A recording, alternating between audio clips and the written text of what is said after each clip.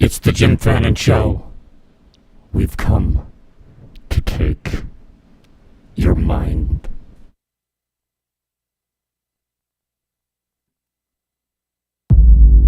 Am I still on?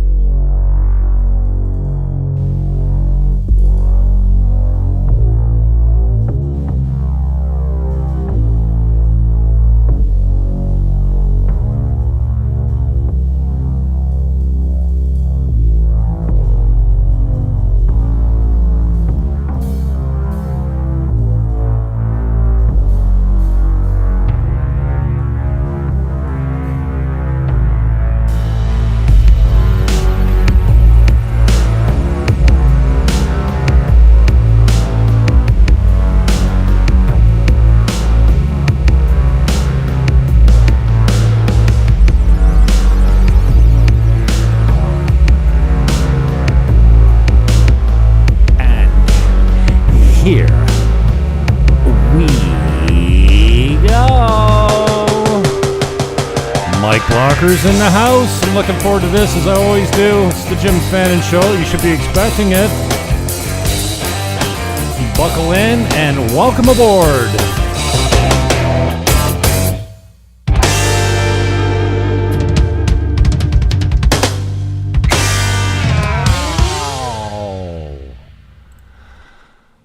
Damn. I mean, when I was on the radio, like I was I wasn't professional because they never paid me to be on the radio. I did it all for love. But like those intros would get my heart going. Just like I don't think I felt that excitement for a long time. Like I'm feeling it lately coming in because I don't know, man. It's like, you know, when you got the media pass and you work for 610 CKTB and you can get into places as a media guy and you're a reporter and you got the newsroom and you got a producer and they handle all the music and you get the rights to the music and you're the guy. You just sit in the chair and you got to hit the 9-minute segments. You got an intro that comes in. It's, welcome back. This is 610 CKTB. I'm filling in for Tom McConnell today, and it's the Jim Fannin Show, and our guest coming up. It's a totally different persona than when you can just talk and talk and talk and talk, and you don't have to hit the brakes. There's no cadence. But that intro, fuck, Mikey, thanks for being with me again. You've become a really fast, good friend down here, and I appreciate that. Yeah, you know. Let me say this. I'm flattered because, like, I didn't even think my good friend mode had even kicked in yet with you. You haven't seen a good friend. Dude, you know, I got a good friend sitting with me today, which you know, and I'll leave him nameless, but he's beaten 4-stage cancer, and he's double vaxxed. So this kid is unstoppable, and he's on my deck talking to someone back home. And yeah, well, we're gonna hang out. I couldn't be more later. lucky, you know. And I'm not one for let's just get real. Jim Fannin Sr., Joseph James Sr., suffered a cardiac episode this week. Called the ambulance in his hometown and got shipped to Hamilton. We thought he was going to need open heart surgery. Turned out they were like, oh, man, God is testing my faith down here. And I'm a failing Christian. And the thought of my old man having open heart surgery fucking broke me. It's a little dramatic, but like it was hard. He's old, man. He's not in good shape. And so the word came back that they weren't gonna to break his breastplate. Is that what they do? They cut your chest open and fucking plop your heart on a table and fix it and put it back? What the fuck? No, that's not happening to my pops. And then we got word they were going to go in and do what they could with the angioscopy, whatever. You know, I had it done. They looked at my heart when I had pericarditis a few years ago. My heart's in great shape. This is not so much great shape. And then they went in and they broke an artery trying to put a stent in. And he was in a constant state of heart attack, medicated. And the next 12 to 24 hours was going to be tough. It'd be a miracle, and the doctor didn't sound confident. And I woke up to a text today. He's off the meds. His vitals are back. The blood found a way to that part of the heart. And I'm like, thank you, God, man. Life is precious, you know. My old man was born in 1945. Joseph James Fannin. They don't build them like that anymore. Everyone loves my old man. But I faced it today. I faced it this week, brother. And then when my brother told me, like, the next 12, 24 hours are going to be, like, I had myself a little cry. I haven't cried in a long time. You told me you went down to the beach the other day and cried. I don't feel uncomfortable saying that because you're pretty open about who you are and what you're all about. And, like, you got clean the other day on the beach and let it go. And I'm not that guy, man. So anyways, welcome aboard. That's a little bit about, I know, not many people watch the show live. Am I actually live? I should check and see. Well, anyways, that's my open, man. An ode to my father. Thank you for sharing that. Yeah. That opening was touching. And, you know, John Fannin, Joseph James. It's Jim Sr. Joseph James. The only guy that ever called him Joe was his father. Fannin. That's a powerful name, man. It sounds like a character from a Marvel comic book or something. It's pretty cool, pretty awesome. So look, I want to send some positive energy and vibes to Joseph James Fannin and wish him a speedy recovery and to be, you know, in optimal health sooner than better. And again, thank you for sharing. But that brings me this question, you know, let's just jump right into like coaching, you know, and get to one of the things that I do. Hello, everyone. My name is Mike Blocker, and I'm a life coach specializing in relationships and a few other things that I'll come to later. But I want to ask you a question, Jim. You know, I know you like to put people on the spot and be spontaneous and touche, pussycat. Here we go. All right. So between you and Joseph James, are you complete? Yeah, I think I am. I think I've got some baggage because, and I don't, dude, you're good to hang out right here. Like, I mean, whatever. I think we all have baggage. You know what I mean? Thank you for asking that. It's a powerful question. My mother died. Is there anything left unsaid? That's where I don't think so. Anything left unsaid on his part or your part? I don't think so. I think okay. I think I'm complete in that department. And I was with my mother. You know, I was just going to say, you know, she's been gone 12 years. And despite the fact that when I got down here, I was on a THC fast, which is unlike me, let's just put it that way. My dreams came back and they became nightmares. And in a few of the nightmares, my brother and my mother, that, you know, strangely enough, my father was never entering my dreams, but my deceased mother, come on. I'm my dad's clone. You know, my mother would always say to me, yeah, you're just like your father. I'm like, why do you always say that as like a negative thing? Everyone loves my old man. I'm proud to be just like my father. I'm not, like, I am, like, mannerisms. It's weird. I was talking to Brooke, Billy's daughter, the other day, and I'm like, she's 25 or something. I'm like, you get more like your father every day. Like, you forget. Little Billy was my brother for our whole lives, and when I look at your face, I see my little brother. It's like crazy. Anyways, so with the THC fast, I started having vivid dreams, and then some of them were nightmares, and my brother and my mother were always tag teaming me in it. Always disappointed in me, and I think one, they were walking me out of a property, like evicting me from as a landlord, and I wake up and I'm affected in a weird way. Like, dude, I've had nightmares about getting the shot. 2 of them. One where I'm running around trying to figure out how to suck it back out of my body, and in each one of them, I was duped into it, like tricked and remorseful after. So it's weird, you know, you do a THC fast when you're a regular user, and these dreams come back, and they came back in such a way. And so I'm not, like, I am complete with my mother, right?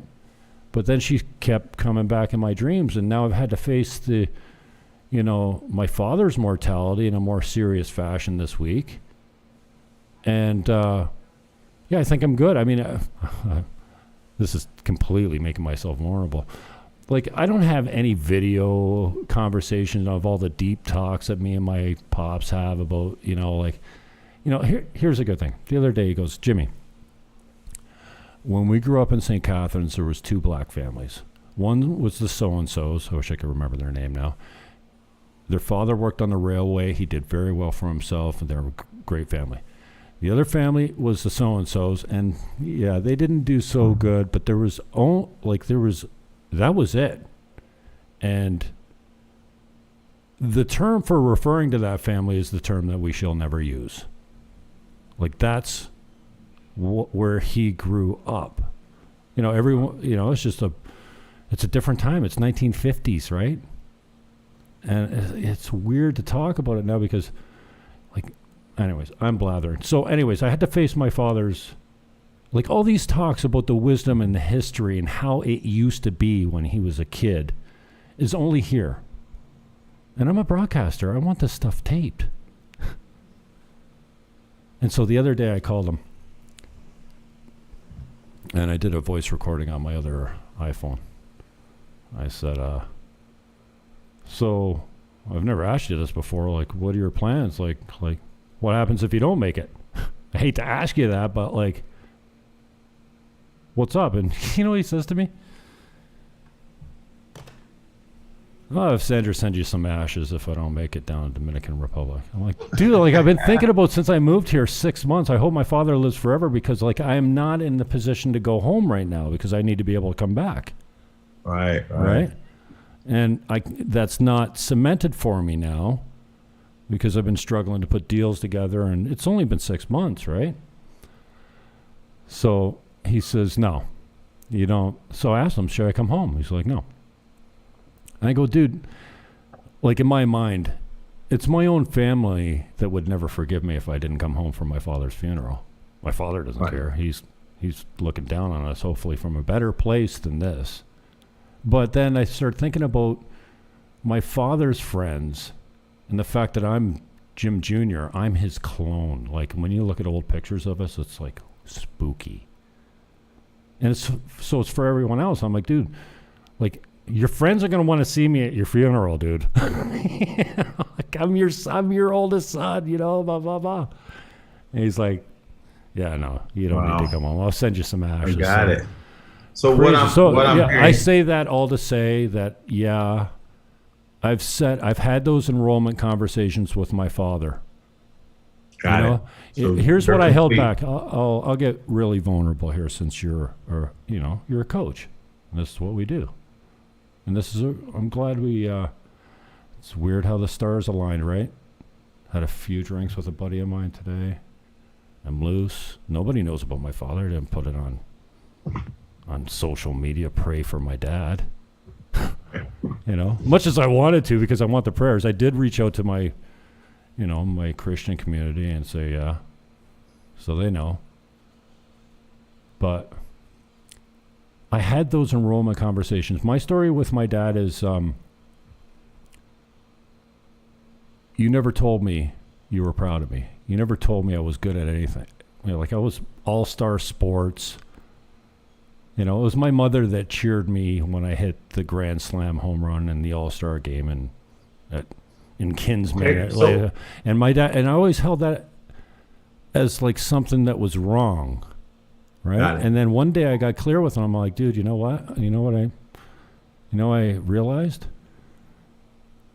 You parented exactly the way you thought you should. And there's nothing wrong with that. And now my dad doesn't get off the phone without saying, I love you. It was never, I remember my parents split up and I was in the back seat where he had Johnny Chotka's Camaro. We're going to the lake house and it was a separation situation that I'd never faced before. I'm 13, 14 years old, 15 maybe, but a mature 15, a big kid. And I jumped in the back of the car and I said, hey, Pops, I brought ELO Discovery. It's an album, electric orchestra. And he looked at me in the mirror and he goes, oh, way to go. Thanks, bud. And I'm like, oh my God. My dad just told me I'm a good boy. He wasn't that guy. He came from a very hard upbringing. And his father was, my dad's a lot more refined than his father was. His father, my mother called Chuckles because he was fucking miserable. But she'd jump in his lap and, and torture him and get him to loosen up, you know? And so my father's his father, and I'm less my father, but it's a really strange thing. So yeah, I had those conversations, and he was kind of like, he's like, oh yeah, whatever. Well, are you drunk? So what I'm hearing though is I got it. You're complete with your dad, and you're complete with your mom. You've had those conversations. But I want to ask this next question because you addressed that that there was a conversation of not, him not coming to your games or something like it. So just looking in that world or in anything adjacent to that, when you thought of the possibility of his passing, like in that conversation, when you got the phone call, like your dad's in the hospital, what came up for you? What were your first emotions? Like what was like immediately there for you? Immediately he's going to be fine. They're going to scope it. They'll fix it, send him home. He just got a reality check. It's going to be fine. I went through the same thing. I had pericarditis. I woke up at 3 or 4 o'clock in the morning after drinking at my buddy's place and woke up with what felt like a heart attack. And I drove myself from Niagara Falls to St. Catharines, barely made it, checked into the emergency, went to the front of the line. They gave me morphine and whatever else they give you when you're having a heart attack. And said, you're going to Hamilton. You've had a heart attack, Mr. Fannin. Okay, so you pretty much thought your pops would be okay. I don't even know why I'm going there. What was the question you asked? The question was when it first came up. Oh yeah, because I went through this. I got scoped. My heart was fine. I came out of it. They treated me for the inflammation, and I was fine. So I felt like they'll scope him. First of all, I thought they're going to find nothing because he's a Fannin, and that's what happened to me. Or second, they're going to fix whatever they can, and then it got progressively worse. And then I'm like, open heart surgery? Wait, the guy's not in good shape. He's 77. This is serious. You don't cut somebody's chest open at that age and think they're going to recover quickly. Now I'm getting a little more progressively worried as it starts. Then I was relieved, okay, they're going to go in, they're going to put a stent in. Again, I'm back to, we're good to go. And then they went in, they broke an artery, a part of the heart's not getting blood. He's having a constant heart attack. The next 12 to 24 hours are key, and the doctor's not confident. Now I'm facing it. So what do I feel? I don't know. All I feel is the Our Father came out of me over and over and over. God, your will be done. If this is your will, that's it. And what am I designed to learn from this happening? Not poor me, not why him, not what am I to learn from this? So I think I don't know, bro. I don't know if I'm answering the question, but when it was serious and it was broken, the first thing I think is my little brother. Thank God he's there. And then I start thinking, what would I do without Billy? We all lose our parents. Man, when I lose my little brother, if that ever happens while I'm still here, I don't know what that looks like. And it makes me think, not now that I'm just talking to you about it, how did my friends bury their children? That's a tough one. Yeah, so that's a tough one. So I didn't know we were going down this road, but it's there's 20 minutes of the Jim Fannin I was show. just really wanting to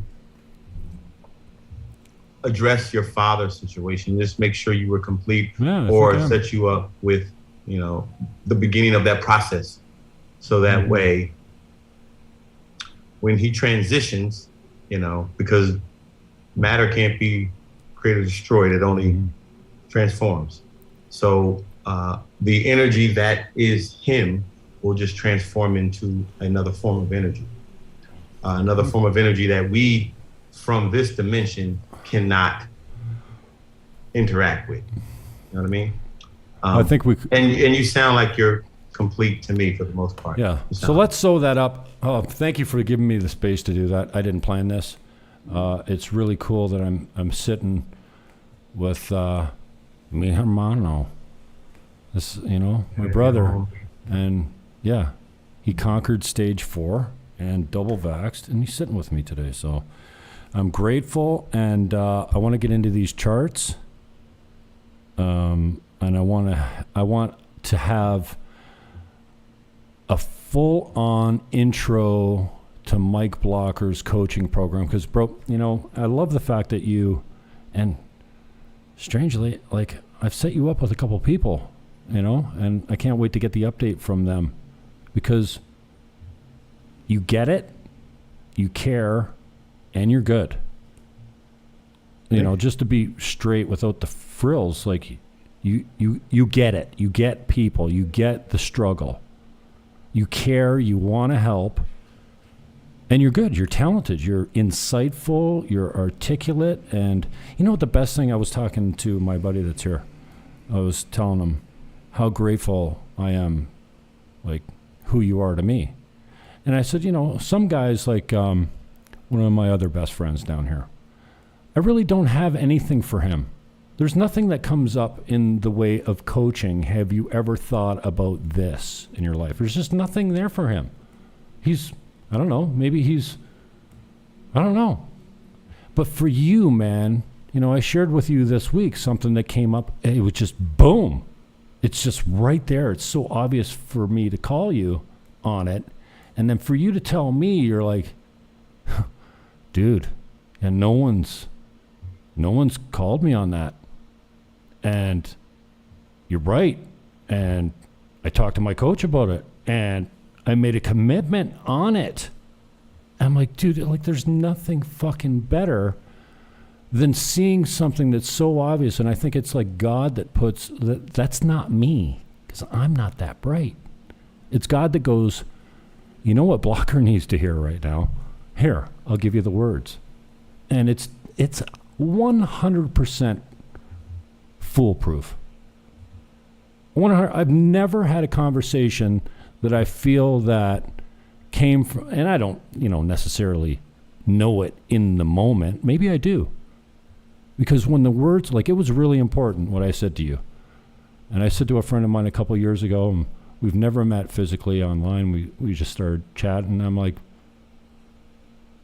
why will you not accept love?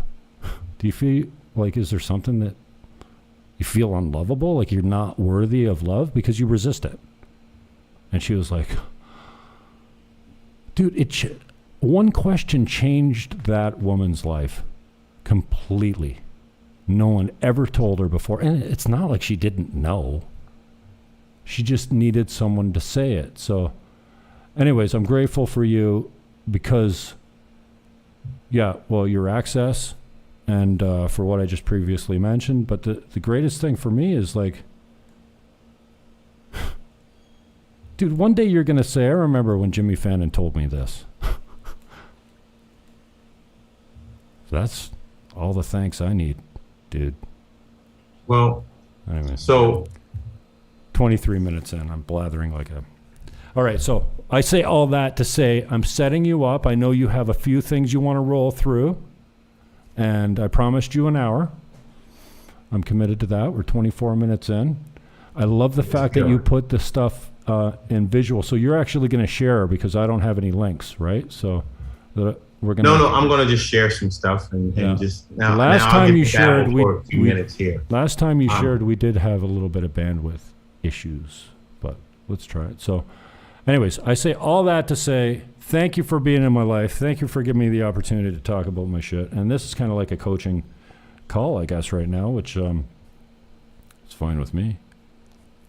I love you, brother. I'm glad you're getting something out of it, and I'm sure those listening, someone is hearing something for themselves. So let me say something that you led to, you addressed. One of the things that I think makes me a good coach or a good human being is because, and this had nothing to do with coaching, this is just the way I live my life. I live my life in a way where I am always seeking the truth I'm looking for the truth. And I'm not always capable of living aligned with the truth all the time, but for the most part, I do. And what I've discovered is that just living a life where you seek and are committed to the truth will have you have a great life. It doesn't matter whether or not you ever find this truth or discover it. That's irrelevant. Just the pursuit of it will lead you down a path that will have your life be rooted in high level of integrity. That will have you have a, as I like to say, perfect, whole, and complete life, just pursuing the truth. And so what me and you were talking about, Jim, and even some of the stuff you shared, is just being in pursuit of the truth. What's the truth? And the truth varies from person to person, individual. But when you're not living in your truth, and as we say, sometimes when you're being inauthentic or out of integrity, not living in your truth, you're going to experience some breakdowns, some disconnections, some strife, struggle in your life because you're not living in the truth. So that's one of the things that I work with my clients to get is to get them really clear on what's the truth and how aligned are they living in it. So if your heart, your head, and your feet are aligned, then you're going to have a good life. You're going to be happy. But if what you're thinking isn't aligned with what you're doing or what you're feeling, you're out of alignment, probably inauthentic in some way, and you're gonna have some challenges. So what I do basically to sum it up is I live my life in a way where I'm always seeking the truth. And that's it. Makes a huge difference. And the first thing I want to share and get out there in the world of coaching to share all of you. So my name is Mike Blocker. I am a relationship coach. I specialize in how to create and live your best life now. I support people in getting from where they are to the ideal dream life that they want to be. I have done it for myself. I live in Dominican Republic on the beach right now, which is on my bucket list, a fantasy thing. So during COVID, I lost everything and decided to recreate myself in the dream life and job that I wanted. So I started a coaching practice, moved to the Dominican Republic where I could live on the beach, which was on my dream to live in the Caribbean. And now I do what I love and I love it of my life. So I support others in creating a life that they love as well. And then in the world of relationships, I also do coaching around sexual expression and freedom and support people who are interested in transitioning from traditional monogamous relationships to open relationships or even polyamory. So that's what I do and I specialize in. When I say relationships, I just don't mean relationships as in romantic relationships. I mean relationships, period. I can support you with anything you're dealing with, anyone that is enduring a relationship, whether it be, a significant other, spouse, sibling, coworkers, whatever, just relationships in general. That's what I do. And then one more big thing that I want to announce that I just joined this community called Dreamwork, which I'm going to be like the lead coach coaching weekly for these programs. So as some of you know, coaching can be pricey for some. So what me and my good friend Dan Nzinga has created is he has a bunch of programs with a large community of following. And so I'm going to come in and start coaching the people in this community who are in these programs, these 21-day challenge programs. And we're going to start offering group coaching for this community. So that's a way for individuals who aren't certain or sure about signing up for one-on-one coaching, or maybe aren't in a position financially right now to afford it.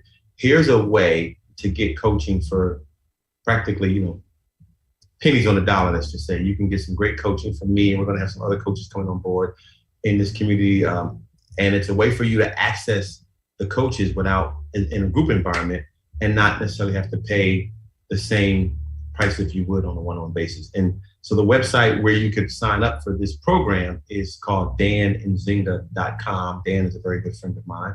So again, it's danandzinga.com, and you can sign up for this yearly program to take 21-day challenges, which I will be offering, again, coaching programs associated with each challenge. So that's that. And then my website is called thechrysaliscoaching.com. And one other thing that I am launching at the end of next month is a book club, monthly book club. And you can sign up for that at thechrysaliscoaching.com. And also, if you're interested, you can book a free discovery call from me on my website as well. And you can find me under Mike Blocker on Facebook and on Instagram, Mike Blocker, Best Life Coach. All the links are in the show description. Thank you, brother. Tell me this. Do you come across talented people that you partner with?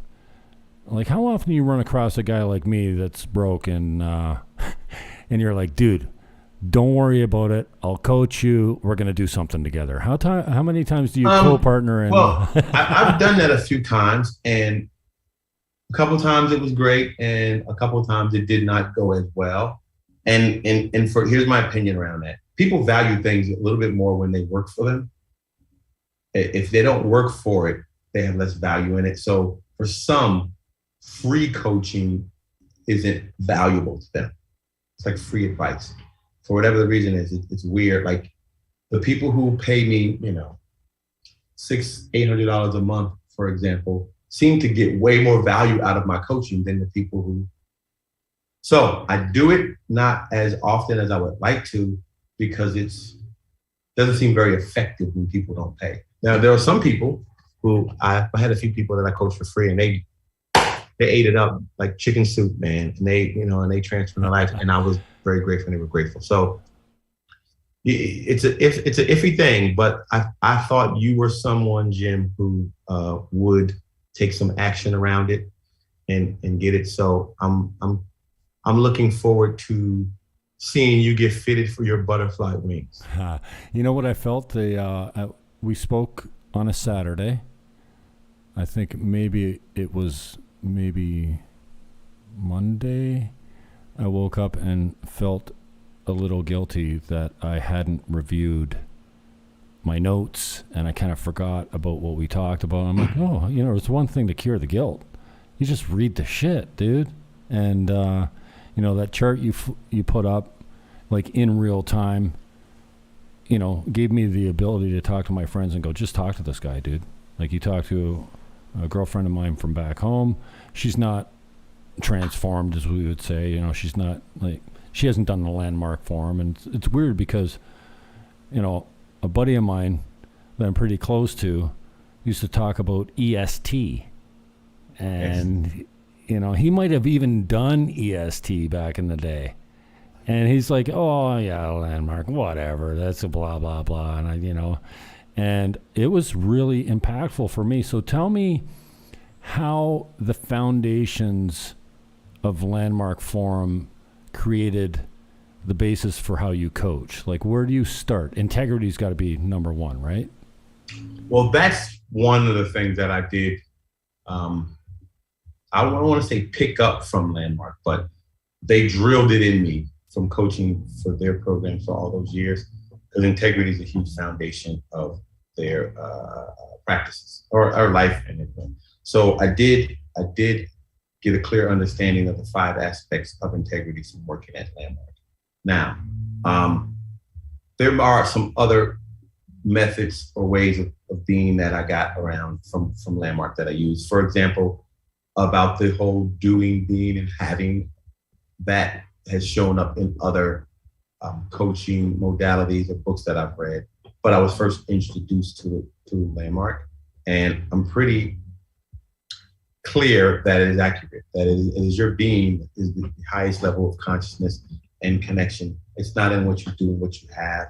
So that also is something that I use in my coaching. I focus on having my clients have a shift in being more than a shift in what they do and what they have. And what they're doing, or what I'm going to have them do, is align with having them have a shift in being. Because if you don't transform your being, you are going to still come back to the ways of being in a life that you aren't particularly fond of.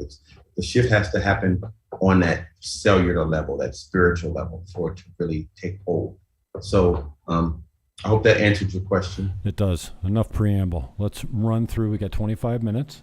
No rush. We can go longer if you want, no problem. But you got some graphics, you got some stuff you're going to share and put up and give us an intro. No, you know what? I wasn't going to share any graphics today. Okay. Today, I just had some stuff I wanted to just talk to people about and really leave them with something that they could walk away from on this call and implement in their lives today that's going to make their lives better. And to again announce that if you like what you're hearing and you want to hear more and you want to spend some time and have a free discovery call with me, go to my website, thechrysaliscoaching.com, and book. And I'll throw my phone number out there if you want to, if you have issues or anything and you want to just reach me directly. It's 404-218-5793. Again, 404-218-5793. Mike Blocker. So here's one thing that I want to give to you. Just before you get started, I don't want to break your stride, but that's I appreciate that because that one, it's vulnerable. You're giving out your personal information. Yeah, anybody can call you at any time. And as a real estate coach, I know that, I teach, I used to teach how to get 7% commission and offer 4 to the selling broker and why it could put more money in the seller's pocket. And you can teach the logistics of this, of the sales job, and it's good. It's not much of a sales job because it's good for the seller. And then if they don't get their price, they can negotiate down. But in the field, you can have all the training, but in the field, when you have a breakdown, you got to have access to the coach and go, dude, here I am right now. I'm in breakdown. Help me out. So that's really important because real time, you can teach all the stuff. We know the principles of Think and Grow Rich. We could run a course on it. Maybe we don't apply it in our life that well, but in the real world, when you have immediate access to a coach like you just gave, that makes all the difference, right? Because you can have all the coaching you need, but if there's a breakdown and you don't have your coach, it helps when you do. So good for you, brother. Well, thank you. And I'm gonna build on that. You gave me something great that people can walk away with here. Okay, so the way you grow a system, Jim, is you have to stress a system, okay, for it to grow, right? Which is why growth generally comes when people are uncomfortable because the system, whatever that system is, it's being stretched, okay? So let's use this as an analogy. If you have a broken leg or broken heart, this is just one aspect of it, you're going to take care of that broken appendage and put it in the cast and wrap it up, and you're not gonna do whatever to damage it. If your leg's broken, you're not gonna walk on it, and you're gonna let it heal properly before you go off and use it again, okay? A lot of people will have a broken heart and they don't take the time to allow it to heal before they get back out in the relationship game or put their heart back out there. And then they end up incurring more damage because they didn't take the time to process all the emotions from their last relationship or process all the heartbreaks that they experienced from their relationships with their first, boyfriend and girlfriend, as I like to say, mom and dad, which is where you created your archetype for relationships with individuals. So if you got a broken heart from mom and dad, you're carrying that with you, right? So take the time to heal, okay? Hurt people, healed people, heal people, and transform people, transform people. So take the time to heal, okay? Now, back to the stretch a system. Stress a system to grow a system, okay? And I'm using this analogy to explain the power of love and the heart and get, because a lot of people are struggling in relationships because they're afraid of being hurt. They're afraid of having their heart broken again. So here's a new context I'm going to present to you in regards to that. You stretch a system by stressing it. That's how you grow a system. So the heart itself is the very powerful muscle, and it's, supports your the blood system. I can't remember the exact name of it, but imagine this, okay? The heart is a muscle, and like any other muscle, okay, you have to stretch it to grow it. You have to tear the muscle, and then you replace that tear with new fibers and new material, and you put proteins and amino acids, and then you grow this muscle. That's how you build muscle, right? The heart's a muscle. So I have a belief in a philosophy that when you have your heart broken, that it tears and it rips, right? And then if you allow it to heal properly and give yourself what you need, which would be the equivalent of protein and amino acids from muscle, you give yourself what you need, right? The love you need, the healing you need, your heart will grow back stronger, which will increase your capacity to love, okay? So I see a heartbreak as stressing the system of love, and it allows your heart to get torn apart, and then it gets rebuilt, and now you have a stronger heart than you had before the previous heartbreak, okay? Which has increased your capacity to love. So from that context, a heartbreak isn't a bad thing, okay? It's the process of making your heart stronger. So I hope that could make a difference for some of you and shift your context around what it means to have your heart broken, okay? In every situation or circumstance, there's always a gift and an opportunity. Always, 100% of the time. And it's up to you to look for it. Whatever you believe, you're going to look for, and whatever you look for, you're going to see. So if you believe every situation provides you with a gift or an opportunity, you will find it.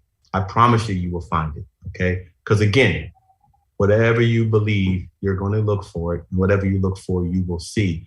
Your mind is very powerful, and it is designed to make you right. That's your ego's job, to make you right, to keep you safe and have you win.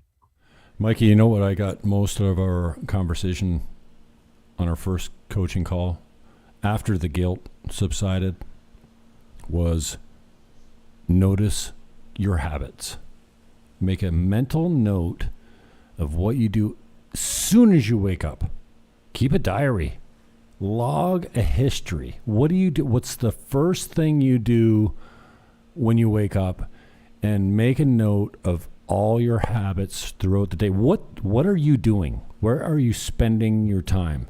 Yes. And I got really clear on that. And I remember a buddy of mine back at home, Dennis Ford. What the hell? He worked at Sears. My buddy's laughing in the background. And we worked at Multi-Tech Warehouse Direct together. And I remember a pride. Like, I walked out, I gave him a listing presentation, and he wanted a discount, and I'm like a 7% guy, and I got triggered that he was trying to grind me because he was a grinder, and I walked out, and I never dealt with him again, and that was the end of it. And that pride cost me, a lot of money over the relationship of like a business relationship that could have, if I hadn't just, got triggered, right? And he told me when he quit smoking cigarettes, he forced himself to do nothing but smoke cigarettes. He couldn't watch TV. He couldn't read. He had to stand and do nothing but smoke. And he got so tired of doing nothing. And he stuck with it. And, I like your discipline because, another thing that hit for me probably the first time we met is, I think you mentioned, maybe it was Action Jackson. Yeah, maybe it was Action. A 30-day challenge. And Action, I think, was committed to being sober. And I think when he was telling me about it, he was having drinks, and, it was on a day that he broke down. But that stuck with me. There's nothing more powerful than saying, you know what I'm committed to is 30 days of none of this stuff. And for me, it's social media, because on social media, as I shared earlier in our last conversation, I was going to ask you, what is your underlying commitment to social media? And yours is much different than mine. Yours comes across as loving, and mine comes across as, my underlying commitment is, I want to drag you down to my level and make you angry and bitter like I am. Because I think it's insane that we're putting masks on children, so it drives me crazy. So I want to make you incensed that we're covering our kids' faces. And so the underlying commitment, for me is all politics, but, and that's why I said to you the other day, if I spent the time that I spent being hateful, not hate-filled, because I'm not full of hate. I'm full of mostly love. But the hate is, it expresses itself. And I have to remind people all the time, my Twitter account and my Facebook account are not human beings. Okay, so don't treat them like one. Yeah, a human being runs it, but do you think I go around saying these things in real life? Yeah, it's my opinion, it's my take, but it's typically a stage name. It's a profile. It's a way of being that's outside of being human. Don't treat it like human.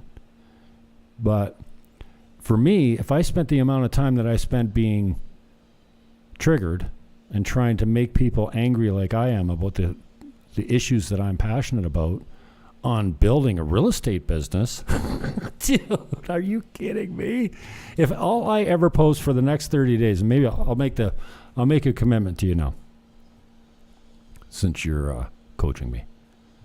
For the next 30 days, I pledge to not post anything on my social media channels that isn't real estate related or somehow related to Dominican Republic. Because none of the rest matters. It doesn't make me a dollar, and it's not productive. So I'm giving it up. I'm giving it up right now, Mikey. Thanks for the call. This is like, Jordan Peterson put it best.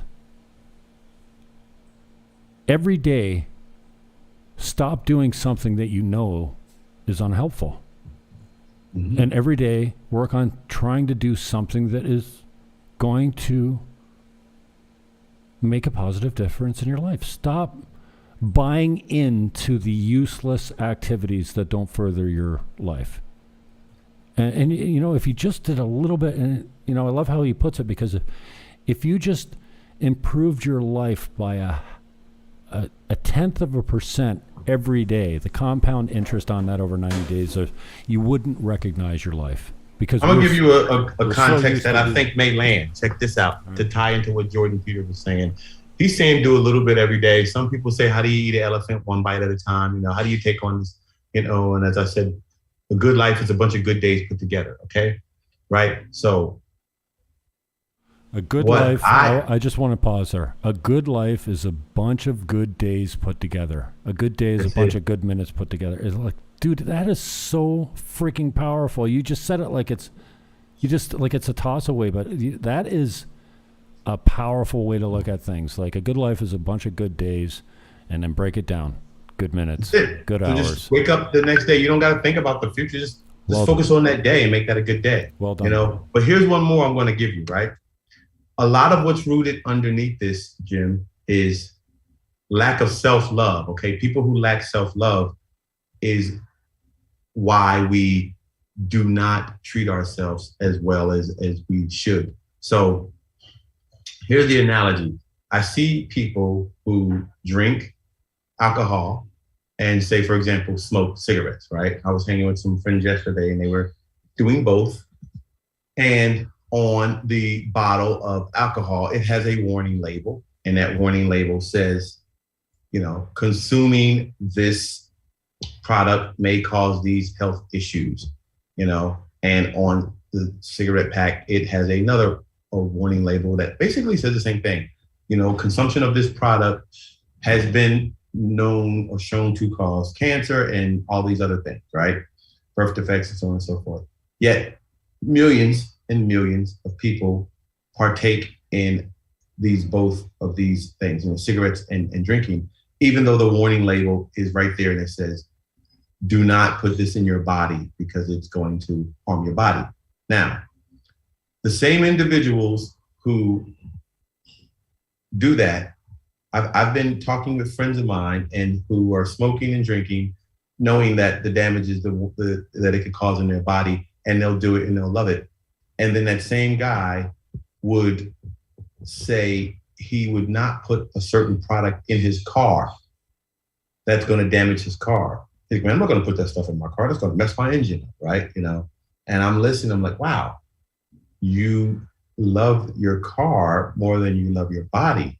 I had a woman once say that she wouldn't put grease in her sink because it was going to clog her drain. But this was the same grease she was eating in her food, but she didn't want to put in the sink. And I'm like, how did you not make that connection with my thought? Like, if it's clogging your drain, it's clogging your arteries too.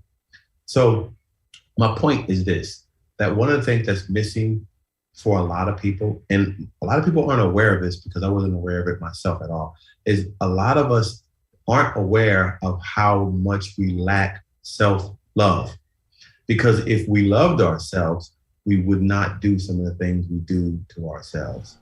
Amen. You know, and that's what's really up underneath it, is we don't love ourselves as much as we love our things. That's why I resist all my Christian friends that are like deep in theology. You know, I describe myself kind of self-deprecation as a failing Christian because I can't quote scripture, and you know, I've got a faith, and you know, I'm not trying to recruit anyone. I've seen transformation though of people that just, you know, a girl, man, it's weird how you can fall in love from 100 yards or 40 feet and go, wow. And so I know, I don't even know this girl. I couldn't take my eyes off this girl at an event where we had a bunch of mutual friends, and back and forth on Facebook, just at a, you know, superficial level.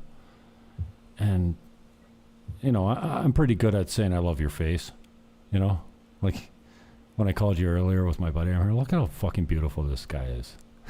You know, it used to pain me to give a compliment because I just thought it was acting or inauthentic when I was a kid. I could not pay a you know, when I was younger, I felt so uncomfortable telling someone, fuck, you're looking good, man. Like, I saw you on the street with Davey from Manchester the other day. I'm like, look at this fucking guy. You're ripped, you're tall, you're good looking, you're clean. You're like, dude. Come on, man. I want to take you with me, brother. Come to the gym with me this week. Yeah. No, that'd be great. Now, where was I going with that? I don't know. Sometimes you do what I call a Bill Cosby. Shut up. Yeah, I lost my train of thought. It'll come back to me. What was I hitting on? Acknowledging. Well, you know, I was talking about people not loving themselves and lacking self-love. My Christian friends. Yes. Much wiser than I. I learn something every Thursday morning when I do my men's group, which is, yeah, it's based in Christianity, but it's a men's support group, basically. And they remind me all the time that I'm not special. Everyone struggles with the same thing. And the scripture, love your neighbor like yourself. Today,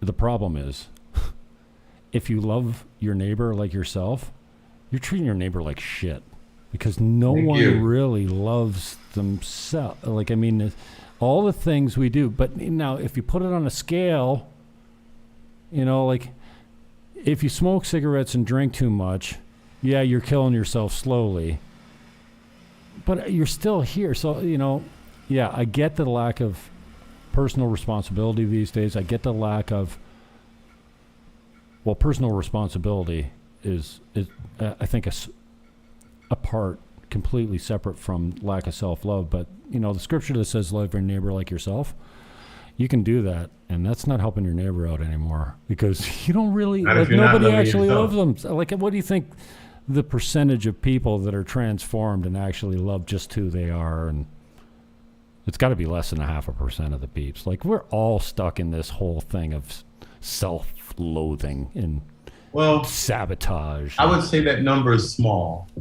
I don't know, 15, 20% of the people may have achieved self-love to the degree where they're like free. But and I'm guessing, I don't know the actual number. That's a hard thing to assess.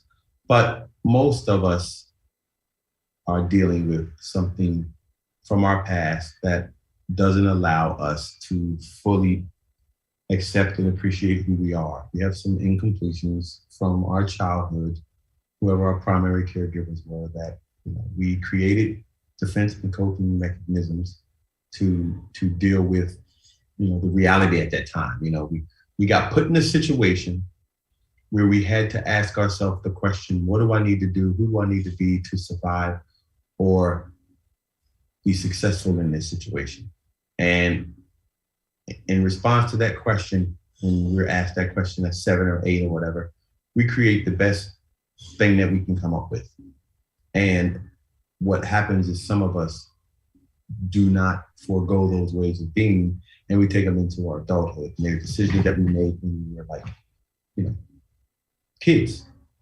So that is what I believe leads a lot of people down that road of not experiencing life fully and completely and whole, and being in touch with who they are and being able to love themselves, because they have an incompletion from their childhood that is still like an open tab on your computer. It's like an open tab that you don't know is open, but it's pulling resources. That's kind of what incompletions from the past is like. And when you discover the tab is open and then you close the tab, you get those resources back and you get to apply them to something else in your life.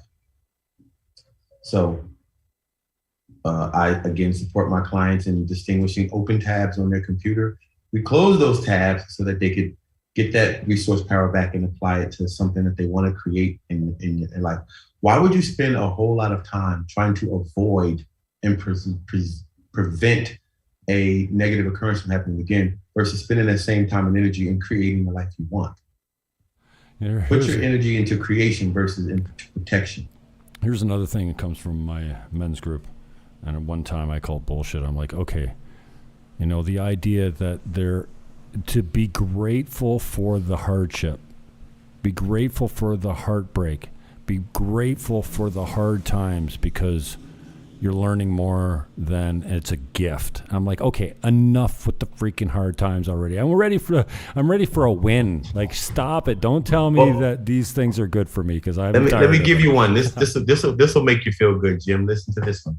So there was this farmer in this small town, and he had a few horses, and he entered into a contest, and his horse won first place.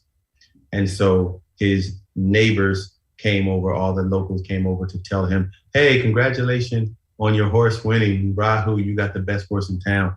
And he says, no one knows what's good or bad. Nobody knows. And then they looked at him kind of weird, like, strange. And they all just laughed. They didn't even respond. So he goes home, he takes his prize-winning horse home. 2 days later, because word spread around town about this prize-winning horse and that it won this money and that's a valuable horse, someone stole his prize-winning stallion, okay? And these same neighbors that had, acknowledged him for winning a couple of days earlier showed up at his house to commiserate the loss of his horse with him. And they're like, oh, we're sorry you lost your horse. Sorry about that. And he looked at him and said, no one knows what is good or bad. And they were like, what? So they like, he's weird. And they left again. So a couple of days later, about, say, close to a week later, this prize-winning horse had managed to escape from its captors, right? Jumped the fence, got out, and it knew its way back home. So on the way back home, a couple of the mares saw this horse and they joined in, and then they returned to the farmer's house. And now he ended up having his prize-winning stallion back and like 4 more horses that were wild that showed up at his thing. And so then his neighbors come over and they say, oh, wow, we saw your horse came back and you have 4 new horses. How lucky are you? That's amazing. And he looked at him again and said, who knows what's good or bad? You never know. And they're like, oh, that's kind of weird again. So they left again. So a couple of days later, his son was riding one of these new mares, trying to break it in, got thrown off and broke his leg. Okay, so again, here come the neighbors. Oh, we're sorry your son broke his leg. And he responded as expected this time. Who knows what's good or bad? We don't know. Okay, then about 2 weeks later, his son was still later with broken leg. When the Army instituted a draft, they were going to war, and they said all young boys between the ages of 17 and 25 were in draft, which his son was. But because of the broken leg, he got an exemption and he was not summoned to war. And again, the neighbors didn't even go over to say anything because they knew he was going to say, who knows what's good or bad. And as you can see from this story, Jim, that sometimes a circumstance can look like it's a bad thing and it can turn out to be beneficial. And there are some times that a circumstance or situation can look like a good thing and actually turn out to be otherwise. So I try to not judge situations that much in the moment or just to judge at all, because love is the absence of judgment, and just allow things to fold out and play out, because there really is no good or bad. There really is no right or wrong. There is just what works and what doesn't work in line with what you create, who you say you are, with integrity. That's it. Hey, Mikey. So, thank you for your wisdom. And, while you're talking, I got my mic down. I'm off camera, and I'm talking to my brother. Not my brother, my real brother. You missed a great story too, Jay. Yeah, no, that's good, but whatever. I got to do what I'm doing here. I'll put myself back on camera, gallery. In the story, I don't watch my stuff back, but the story's going to help someone else, and I'm good with that. So, thank you for sharing. Got it. Two things. I was wound up the other day, about a year ago. I was close to my bed, and I forced myself to sit on the corner of my bed and concentrate on chilling the fuck out just for a second. And I spent 20 or 30 seconds because I'm not disciplined. My mind is all over the place. I got a mind like an air traffic controller. And meditating for me is painful because my mind is so busy and I feel like I'm wrong when I do that. So a couple questions. I sat on the corner of my bed for a very limited time, let's call it 30 seconds. And I talked myself off this hyper perch that I was on, running around. It was nothing serious. I had company running around. I just dude, I need to chill out. Like, what the hell? I'm wound up. Why? Dude, it worked. And I haven't done it since. So two things. How do you take personal responsibility without beating the shit out of yourself? Because I am very responsible, but I also punish myself for taking responsibility. And how do you stop sabotaging from the standpoint of you find something that works for you and then you commit subconsciously to never doing it again. It works so good. Positive affirmation, waking up in the morning and doing a wall sit for 60 seconds, waking up in the morning and spending 30 seconds meditating on clearing your mind and having a good day. These are simple things, man, but there's kind of like this underlying commitment to aim down and sabotage and actually live a shitty life. Live a painful life because you've done it. You know it works, and then you refuse to never do it again. So a couple things. How do you take personal responsibility without punishing yourself? And how do you stop resisting and sabotaging by not practicing what you know works, which might be, a mindful meditation of 30 seconds when you wake up. And then that's all right, two good questions. Out. One is the first question you asked is, I'm sorry. The second question was, how do you stick to the things you do when you know it's good for you? How do you keep them?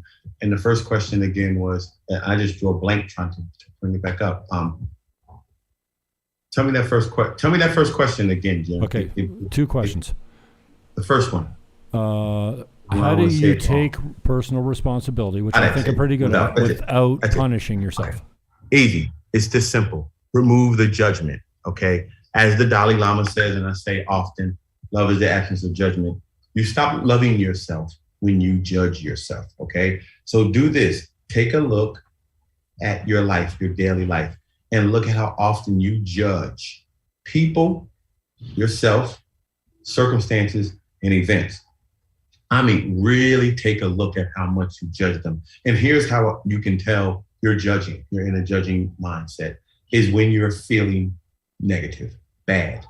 Anytime you have an emotion and it does not feel good, there's neutral emotions, there's negative emotions, and there's positive emotions. Anytime you're feeling a negative emotion, 100% there is some judgment that is generating that. There's something that you are saying to yourself about this experience, about this thing, this event, or this person that is causing you to have this interpretation of them. That's causing you to have these bad emotions. It is your judgment. And when you remove the judgment and use discernment, okay, you will no longer feel the negative emotion that comes from that. And then to answer the other question of how do you stick to the good things that you know. Statistics from studies done on people who take on goals or programs, people who get accountability buddy. When you get an accountability buddy, a partner, someone to hold you accountable, you increase your chances 5 times the amount than if you attempt to do it without an accountability buddy. So one of the first things I always have my clients do is to get an accountability buddy. That's one way to get someone to hold them accountable. And then another way is to have them teach what they want to learn and that know to someone else. Sharing your knowledge is another way to generate you moving forward and maintaining a goal, because you're giving it to someone else and you're supporting someone else, taking them on a journey with you. So in a sense, that holds you accountable to perform and participate by doing that. So those are the 2 ways, Jim, that I would suggest and recommend immediately that would make a difference for people in dealing with the things that you just mentioned. All right, brother. So I'm a new prospect. I contact Blocker. I go, okay, I'm taking you up on a free coaching call. What's the first question you're most likely to ask your new prospect? Well, I have a few generic go-tos, but sometime again, because, I like to base my coaching on each individual person, have it customized. So I have a few questions that I have them fill out before they even come on the call. And I always read all of them. And if I see something very urgent or pressing, I'll start with a question specifically with that. But the general one of the general things that I go to is, a lot of times I ask people what their purpose in life is and have they distinguished their purpose in life. Do they know what they're here to do? How many that's people? One of my favorite what's ones the percentage of people that cannot identify their purpose when you ask them that? Probably 3/4 of the people are not clear on it. Right. They go, I don't know. And there's some people like 50s and 60s who still haven't really figured out what their purpose is, because they've been just committed to working to survive, to get ahead. But they don't take the time to really distinguish it. So not a lot of people know their purpose in life. Yeah, small number. And underlying commitment, the possibility that you have invented for yourself in your life is the possibility of... So you asked this question about what's my commitment to my social media page. So I am the possibility of love and higher consciousness. That's the intention of my social media page, my Facebook platform, is to generate love and to generate higher consciousness. So I am the possibility of those 2 things. And I am being that everywhere I go. I'm being love and I'm being higher consciousness. What's your act? What's my act? You can't tell me what to do. Did you kill that? Does it still keep up for a you? lot? Yes. And you know what I did, Jim? I took 1 year on where I was a yes to everything, all coaching. Really? So I let everybody tell me what to do, and that's how I cured it. You said yes to everything. Everything. Everything everybody said to me was good coaching, and I had to take it. Wow. And that transformed that for me. That is very cool, man. Well, we're coming up. What are we at? An hour, 8 minutes. An hour, 9 minutes now, bro. See how fast that flew by? That was great, yes. You got anything else you want to add? No, I just want to reiterate where people can go, because I really, about this new thing that I'm starting with my buddy Dan and Zinga, I really want people to take advantage of this, because quite often my experience is that I will get people on the phone and talk to about individual coaching, and their response is, I can't afford it. So what we're creating here is a community where I'm going to do group coaching, and the price of which the coaching will be, you have access to, is literally 1/10 the amount of what you would pay if you had to get this coaching individually. So I strongly advise those who would love to take a look at some coaching, or even just be a part of a community. This community that my brother Dan and Zinga built is an amazing community of a lot of people who are committed to growth and development, because he offers a lot of 21-day challenges. So people will take the challenges, and I will be the first coach that's coaching the weekly coaching calls around these challenges for people to come to and get support with breakdowns and breakthroughs, whatever they're dealing with around the challenge that the program. So it's a really great opportunity for individuals to either get exposed to coaching or get some coaching at a drastically discounted price, and to move their life forward and begin that journey of creating a life they love and be in a community of amazing people who are all transformed, who are up to big things, doing big stuff. And again, his website is danandzinga.com. You can sign up for the 21-day challenge programs there. I believe right now it is still listed at $300 for the entire year. And there are over 15 different programs that you could take for that one price. And then along with the coaching. And then my website is thechrysaliscoaching.com. And I have a book club and another Best Life Now program. And I will also be launching another program with a friend, Julie Archambault, called Sex Up Your Life, Co-Creative Incubator. That launches on June 7th. And that is a program which we work with people to support them in removing the barriers that prevent you from having the best sex of your life and increase your intimacy and your sexual expression. And that program, again, is called Co-Creative Sex Incubator, launching July 7th. So contact me to find out about that, or go to that website, co-creativesex.com, and you'll see me and Julie there. So that's another thing that I'm working on. I got some good stuff coming down the line. I got some stuff coming. So that's how you can reach me on Facebook, Mike Blocker, and on Instagram as well. And I did give my number, and I'll do it one more time for those who really are committed. 404-218-5793. Send me a text first. I get a lot of calls. I don't answer them off. I don't identify who they are. Same number on WhatsApp? Sorry, 404-218-5793. Send me a text. Let me know you're calling to talk about coaching or one of these programs, and I would love to hear from you. And Jim, my purpose in life is to serve others, and I live my best life by supporting others to living their best life. That's it. Amen. So when you're happy, I'm happy. Same number on WhatsApp? Same number on WhatsApp, 404-218-5793. That's me. Hermano? Is that my brother? Mi hermanos. Mi hermanos? I've been saying it wrong all the time. Yeah, I kept saying mi hombre, but that's my man. But it's all like, when I was a caller on the radio show before I worked my way on as a host on terrestrial radio, my calls always started with my brother.